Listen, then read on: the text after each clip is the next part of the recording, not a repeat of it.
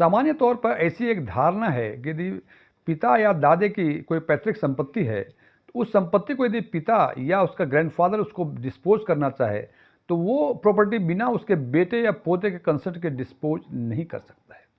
आज हम चर्चा करेंगे इसी बात पर और इसी कॉन्टेक्स्ट में सुप्रीम कोर्ट ऑफ इंडिया ने 22 अप्रैल 2025 को एक जजमेंट पास किया है जिसमें उन्होंने स्पष्ट किया कि कौन सी प्रॉपर्टी में किस प्रॉपर्टी को बिना उसके बच्चे के कंसेंट के बेचा जा सकता है और किस प्रॉपर्टी को बिना उसके बच्चे के कंसेंट से नहीं बेचा जा सकता। या सामान्य शब्दों में यदि कहूँ कि एंसेस्ट्रल प्रॉपर्टी और सेल्फ एक्वायर्ड प्रॉपर्टी क्या होता है, इसको डिफाइन किया है इन्होंने सुप्रीम कोर्ट के इस जजमेंट में। मैं डीएम झा, आप देख रहे हैं स्टोन टैक्सपिन चैनल।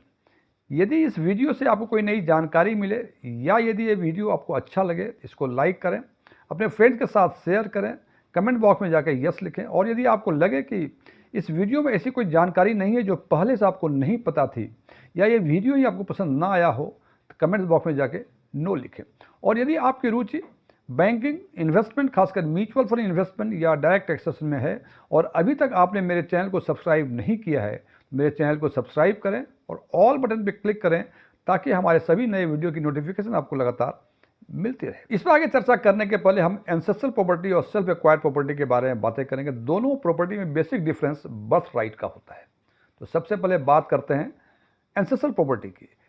एंसेस्ट्रल प्रॉपर्टी के बारे में लोग ये कहते हैं कि इसकी ऑरिजिन जो है 3 जनरेशन के बाद यानी चौथे जनरेशन से बर्थ राइट अपने आप ही प्रॉपर्टी पर हो जाता है। यानी उस फैमिली में कोई बच्चा पैदा होता है, जैसे ही पैदा होता है उसका हिस्सा उस प्रॉपर्टी में हो जाता है। लेकिन जनाब, ये 3 जनरेशन या 4 जनरेशन की कहानी लोगों में बहुत कन्फ्यूजन है, तो इसको मैं एक एग्जाम्पल के द्वारा समझाने की कोशिश करूँगा। मान लें कि ए यानी आपके ग्रेट ग्रैंडफादर, उन्होंने कोई प्रॉपर्टी सेल्फ एक्वायर्ड की, परचेज की अपने पैसे से। उनके 2 बच्चे हुए B1 और B2। यदि अब ए चाहते हैं उस प्रॉपर्टी को बेचना तो B1 या B2 का कंसेंट लेने की कोई आवश्यकता नहीं है, बिकॉज कि ए ने उसको सेल्फ एक्वायर्ड किया, अपने पैसे से खरीदी है, तो B1 B2 का कोई अधिकार उस पर नहीं बनता है। मान लें कि ए की मृत्यु हो गई, उन्होंने वो प्रॉपर्टी बेची नहीं थी, वो इनहेरिटेड हो गया B1 और B2 को। अब B1 B2 को भी एक बच्चे हुए C1 C2। अब B1 B2 यदि आपसी समझौते के हिसाब से उस प्रॉपर्टी, ज्वाइंट प्रॉपर्टी को बेचना चाहे तो उस केस में C1 C2 का कोई कंसेंट लेने की जरूरत नहीं है। यानी C1 C2 ना भी चाहे फिर भी B1 B2 उस प्रॉपर्टी को ज्वाइंटली बेच सकता है या आपस में डिवीजन करके उसको बेच सकता है। अब B1 B2 ने भी वो प्रॉपर्टी नहीं बेची, वो प्रॉपर्टी अब आ गई C1 C2 के पास। ये अभी तक देख रहे हैं कि ए ने जब प्रॉपर्टी परचेज की थी अभी तक डिवीजन नहीं हुआ था और वो क्रमशः C1 C2 के पास आ गई। अब C1 C2 को भी D1 और D2 2 बच्चे हुए। अब ये देखें कि यदि इस केस में यदि C1 C2 उस ज्वाइंट प्रॉपर्टी को बेचना चाहे तो निश्चित रूप से उसको D1 और D2 का कंसेंट लेना चाहिए, बिकॉज D1 D2 चौथा जनरेशन है और जैसे ही चौथा जनरेशन आता है उसका बर्थ राइट स्टार्ट हो जाता है। यानी वो प्रॉपर्टी जो ए ने परचेज की थी और अभी तक C1 C2 तक वो नहीं डिवाइड हुई थी, ना ही वो बेची गई थी, तो जैसे ही D1 D2 पैदा होंगे D1 D2 का अधिकार उस प्रॉपर्टी में यानी बर्थ राइट अपने आप ही हो जाएगा। इसीलिए कहा, यहाँ देखा आपने ABC 3 जनरेशन में, चौथा जनरेशन स्टार्ट हुआ D1 D2 से। कहते हैं कि चौथा जनरेशन का एंसेस्ट्रल प्रॉपर्टी में बर्थ राइट हो जाता है, लेकिन कंडीशन एक ही है कि अभी आपने देखा कि ए से लेके C1 C2 तक उस प्रॉपर्टी का डिवीजन नहीं हुआ था, लेकिन जिस पोजीशन में लीगल डिवीजन हो जाएगा, लीगल पार्टीशन हो जाएगा, उस समय से फिर वो अगले 4 जनरेशन काउंट किए जाएंगे। यानी यदि C1 C2 के बीच आपस में या B1 B2 के बीच आपस में लीगल पार्टीशन हो गया होता तो वो D1 D2 चौथा जनरेशन नहीं बल्कि वो तीसरा जनरेशन ही मानता, तो उसके आगे जो बच्चे होंगे E1 E2 को बर्थ राइट मिलता, D1 D2 को नहीं मिलता, बिकॉज यहाँ 3 जनरेशन ही होता है। इसलिए ध्यान रखें कि 3 जनरेशन तक लगातार यदि प्रॉपर्टी का डिवीजन नहीं होता है और आपकी पैतृक संपत्ति ट्रांसफर होती रहती है तभी वो एंसेस्ट्रल प्रॉपर्टी मानी जाएगी और चौथे जनरेशन में जो भी आएंगे उसकी बर्थ राइट हो जाएगी। अगला सवाल है कि इसमें ऑनरशिप क्या होगा। जैसे मैंने चर्चा की, ऑनरशिप ज्वाइंटली होती है। यदि कोई बेचना चाहे तो आपस में सहमति होनी जरूरी है और जैसे ही आपसी सहमति से या तो बेचने की बातें होती हैं या पार्टीशन की बातें होती हैं, फिर जनरेशन का जो एंसेस्ट्रल प्रॉपर्टी का फीचर खत्म हो जाता है और उसके नेक्स्ट 3 जनरेशन तक फिर वो यदि कंटिन्यू रहेगा तभी एंसेस्ट्रल माना जाएगा। यानी एंसेस्ट्रल प्रॉपर्टी पर जो ऑनरशिप होता है वो ज्वाइंटली होती है। किसी को भी बिना लीगल पार्टीशन किए हुए न ही बेचने का अधिकार है, न ही गिफ्ट देने का अधिकार है बिना कंसेंट का। और यदि कोई विल भी करना चाहे, विल भी वो नहीं कर सकता है। विल करने के लिए भी उसको लीगल पार्टीशन करना पड़ेगा या उसको सेल करना पड़ेगा, गिफ्ट देना पड़ेगा। लेकिन ये सारी चीज़ें करने के लिए आपको लीगल कंसेंट लेना पड़ेगा जो भी को पार्टनर हैं उसके। और जिस जनरेशन में जिस दिन ये ज्वाइंट प्रॉपर्टी लीगल पार्टीशन हो जाता है, उस दिन से उसके सारे फीचर्स सेल्फ एक्वायर्ड के माने जाएंगे। फिर वहाँ से अगला 3 जनरेशन तक कोई बर्थ राइट नहीं मिलेगा। चौथे जनरेशन से फिर बर्थ राइट मिला करेगा। अब यदि सेल्फ एक्वायर्ड की यदि बातें करें तो सेल्फ एक्वायर्ड का सीधा मतलब जो जैसे ए ने प्रॉपर्टी परचेज की थी अपने पैसे से, तो वो सेल्फ एक्वायर्ड हो गई थी। यानी जो प्रॉपर्टी आप अपने पैसे से खरीदते हैं वो सेल्फ एक्वायर्ड मानी जाती है। इसमें ऑटोमेटिक बर्थ राइट 3 जनरेशन तक नहीं आता है, चौथे जनरेशन से बर्थ राइट स्टार्ट होता है। और ऑनरशिप इसमें एब्सोल्यूट होता है। आप चाहें तो उसको बेचें, चाहें तो विल कर दें, चाहे तो गिफ्ट कर दें, किसी का कोई कंसेंट लेने की जरूरत नहीं है। सारे पावर्स आपके पास हैं। और जहाँ तक पार्टीशन की बातें हैं, चूंकि वो सेल्फ एक्वायर्ड एब्सोल्यूट ऑनर ही हैं, इसमें कोई पार्टीशन की नौबत ही नहीं आती। ये तो थी एक एंसेस्ट्रल और सेल्फ एक्वायर्ड प्रॉपर्टी का।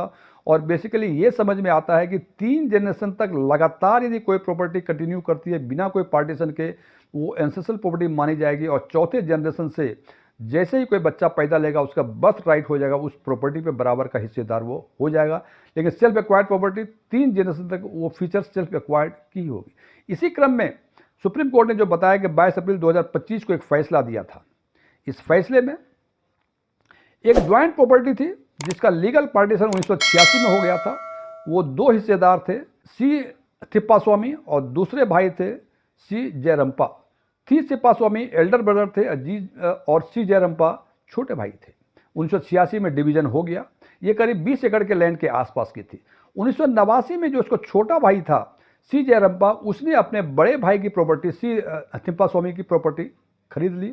और 1993 में इस प्रॉपर्टी को एक थर्ड पार्टी को अंगदी चंद्र राणा को बेच दी। जैसे ही 1993 में इसके छोटे भाई यानी सी जयरंपा ने प्रॉपर्टी अंगद चंद्र राणा को बेची, सी जयंपा रेड्डी के जो बच्चे थे उन्होंने सिविल सूट कर दिया। उनका कहना था कि ये प्रॉपर्टी एंसेस्ट्रल प्रॉपर्टी थी और चूंकि ये एंसेस्ट्रल थी तो उनका कंसेंट इस सेल प्रोसीड में नहीं लिया गया, इसलिए ये लीगल सेल नहीं माना जाए, बिकॉज उसमें हमारा भी कंसेंट जरूरी था। सिविल जज ने उनके फेवर में फैसला सुनाया और उन्होंने कहा कि ये एंसेस्ट्रल प्रॉपर्टी थी, इसलिए सी जयरंपा के बच्चों का कंसेंट जरूरी था। उसके अगेंस्ट अंगदी चंद्र राणा ने अपील की सीनियर डिवीजन सिविल जज में, और सीनियर डिवीजन सिविल जज ने कहा कि नहीं, ये सेल्फ एक्वायर्ड प्रॉपर्टी थी, इसीलिए इसमें सी जयरंपा के बच्चों का कोई कंसेंट जरूरी नहीं था। फिर सी जयरंपा के बच्चों ने इसके अगेंस्ट हाई कोर्ट में अपील की, जिन्होंने भी कहा कि ये एंसेस्ट्रल प्रॉपर्टी थी इसलिए इनका कंसेंट जरूरी है।